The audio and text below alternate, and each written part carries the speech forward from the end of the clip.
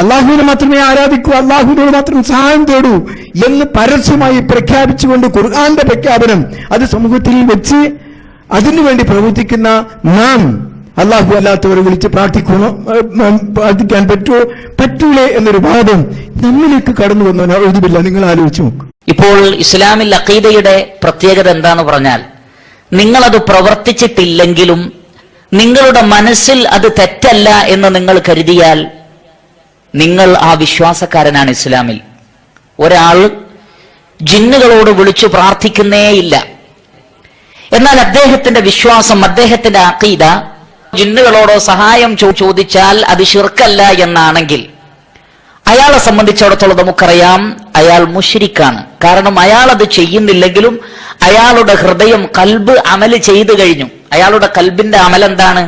ഏത്തിഖാദാണ്. ഏത്തിഖാദ് അമലും ബിൽ കൽബ്, ഹൃദയം കൊണ്ടുള്ള പ്രവൃത്തിയാണ് വിശ്വാസം.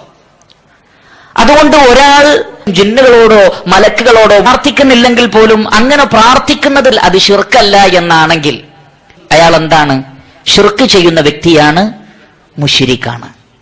ഇത് ഇസ്ലാമിലെ ഏറ്റവും അടിസ്ഥാനപരമായ തത്വമാണ്.